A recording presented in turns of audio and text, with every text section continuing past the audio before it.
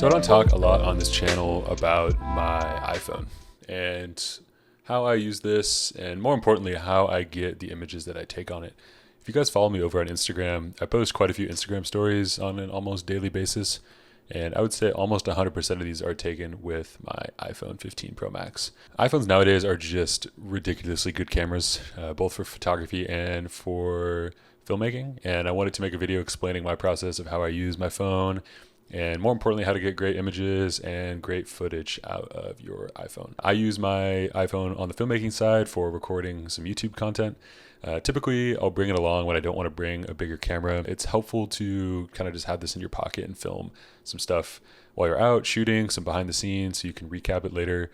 That kind of stuff is really helpful. I've also taken it on some bigger trips, like when I went to Japan last November. I pretty much only shot video on the iPhone 15 Pro Max, and the footage looked great. I was able to make an entire video, actually multiple videos from that trip, just by shooting on my iPhone, which was pretty amazing to say the least. When it comes to filmmaking on my iPhone 15 Pro Max, I shoot in ProRes log. Now, this is the highest quality that Apple offers, and the ability to shoot log footage has really kind of changed the game for me, as I'm sure for many other people as well. For those of you who don't know, log is a very flat profile that you can film in, and it allows you to add all the color and contrast and everything back when you're color grading your footage. The ability to actually add a LUT on top of your iPhone footage, it makes it seem a little bit higher end.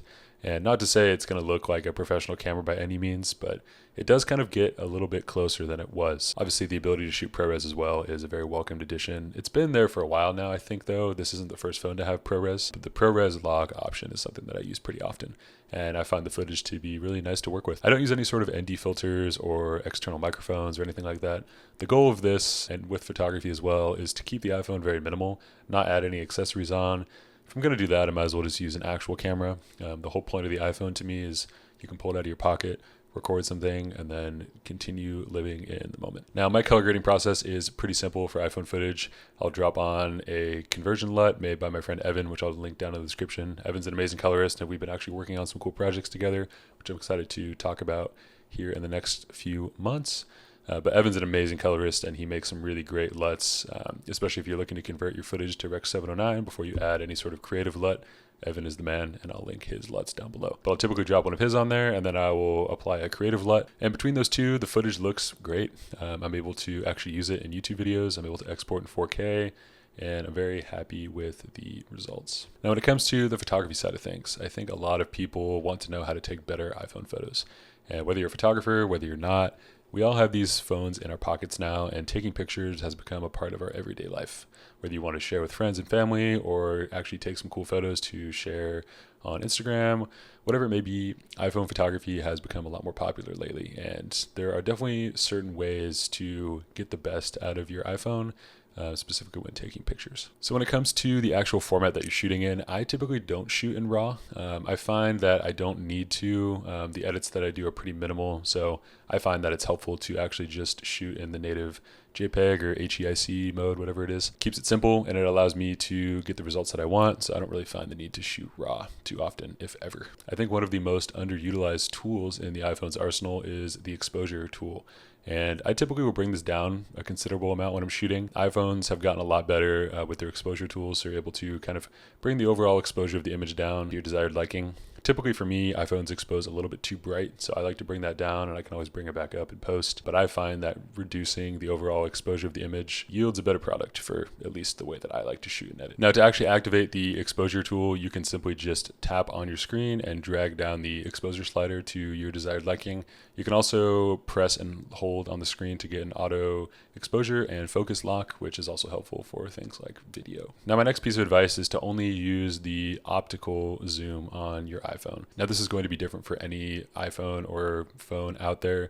They're all going to have different zoom modes, but for the iPhone 15 Pro Max specifically, you have 0.5, 1x, 2x, and 5x zoom options. And I pretty much stick to only those. I find that obviously those are going to yield the most crisp result is because you have an actual lens on the back of the phone.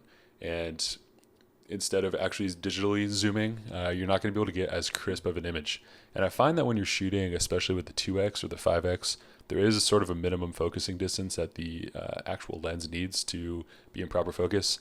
I'll notice that if I'm shooting at 2x, for example, and I pull the phone back about 6 inches or so, it actually grabs focus with the proper lens rather than actually digitally zooming. And you want your images to look clean and crisp. This is the best way to do that. And with the 5x zoom, I've noticed that it does sometimes kind of focus hunt, and it doesn't actually grab on to highlights and shadows as well as the other lenses do. So when you're taking an image with the 5x option, definitely something to consider. Make sure that your image is actually clean and crisp before you take it. It's going to save you a lot of headache after you actually import your photos and start editing. My personal favorite zoom modes are the 2x and 5x options. The 5x is so fun to mess around with. It's a big reason why I actually got the iPhone 15 Pro Max was the 5x zoom. I love being able to zoom in with my phone, whether it's for video or for photos. The 5x makes it look a little more professional. It doesn't make it seem as much like it's shot on a phone. And I love that look, obviously. So I use the 5x pretty often. I love the 1x. I think the 1x definitely has the best quality. I don't typically use the ultra wide or 0.5 too often. I know a lot of people love that lens, but the way that I like to shoot, I don't really use it too much. So these iPhone cameras are operated by computers, and it's important to remember that.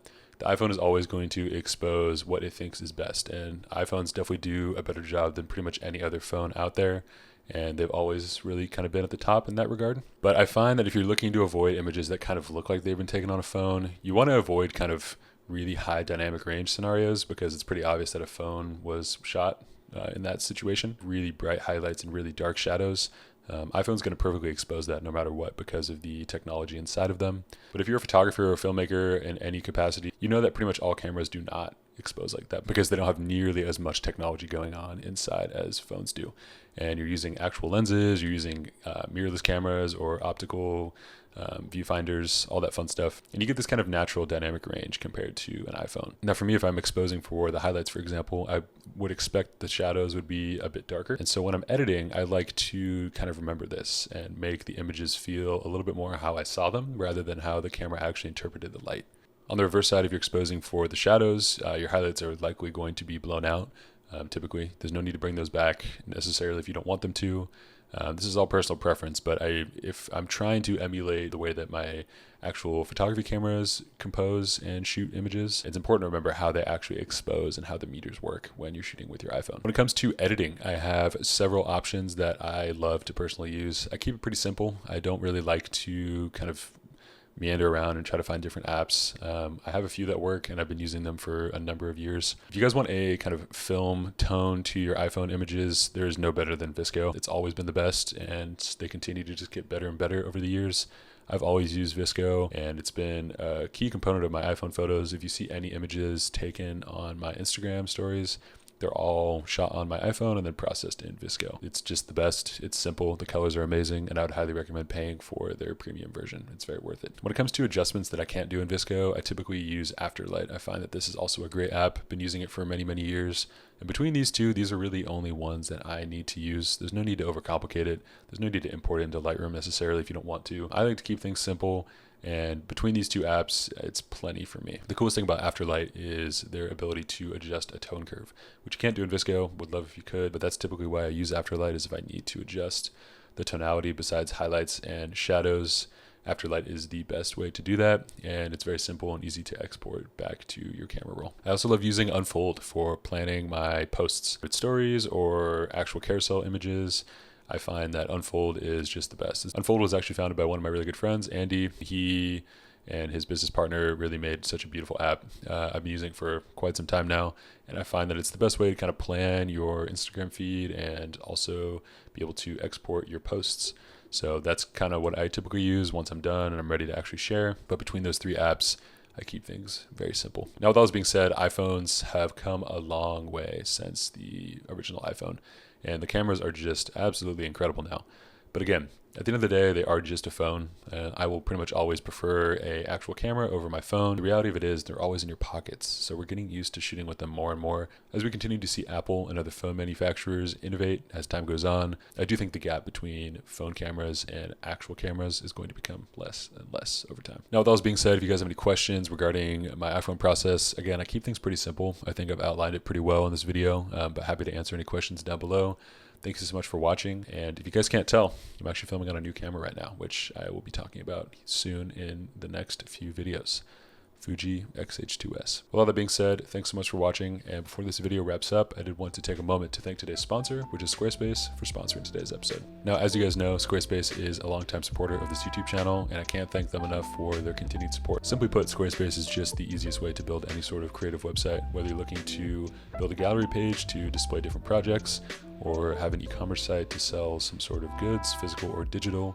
Squarespace makes it extremely easy to not only design, but lay out your website in a way that makes sense for you. I myself don't know anything about coding, and you don't have to either. Squarespace has built in all of these different tools where you can drag, drop, add different text and image blocks to your pages without any sort of coding or the typical hassles that come with it. If you guys are interested in checking out Squarespace for yourself, there'll be a link down in the description to receive 10% off your first website or domain purchase. Thank you so much to Squarespace as always for sponsoring this video.